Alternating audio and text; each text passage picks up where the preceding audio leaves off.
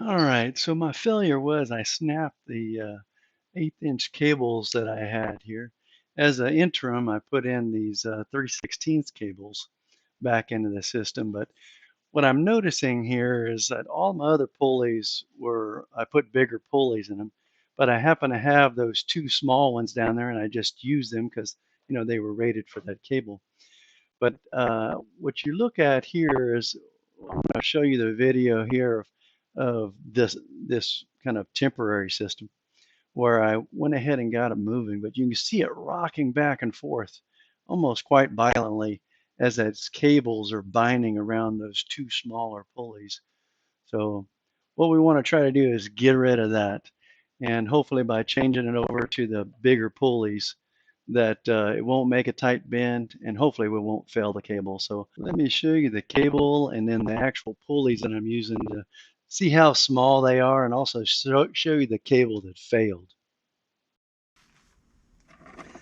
So I had a failure on my counterweight. The counterweight cable snapped. But when I was looking at the cable, I don't know if you can see this in the video, you can see the little fibers where it's broken there. What I'm thinking is I only have two of these little pulleys. The rest of them I have are much bigger pulleys. And what I'm thinking is it making such a tight bend around this pulley, it started eating away at this cable. So it started breaking those fibers in that cable, so that over time, I think I've had it running for a couple of months now, that cable became so thin that it just snapped. So this is what I think my fix is. So instead of having these little pulleys, very narrow, very small, I made this new bracket. So this new bracket, I doubled the size of the diameter of the pulley. And then this will still mount on the assembly.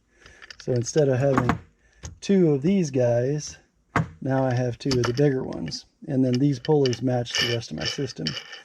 And they also they move a lot easier. These, they don't have a good bearing in it or something. So now that we've seen this new bracket, let's go ahead and make the new bracket. First, we're going to plasma cut it, then we're going to weld it, and then we're going to try it out in the system again. Well, sit back and enjoy. Here goes. Let's build it. Well, first thing we're going to do is throw that base plate up here on the CNC Plasma Cutter and get it cut out.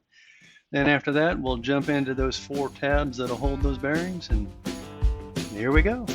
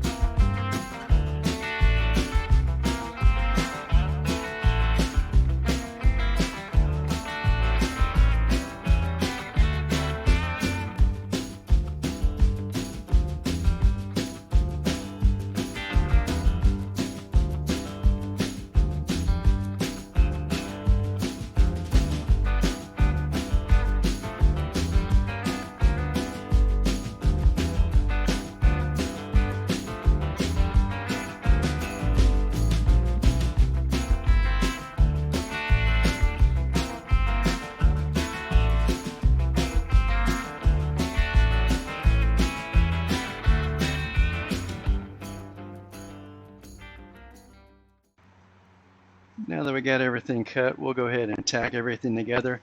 Went ahead and assembled the pulleys with some spacers around them so that have room to spin on those plates. What I'll do is I'll go around and tack all 4 of these together, and then I'll go ahead and finish welding them. All right, let's get going. Weld it out.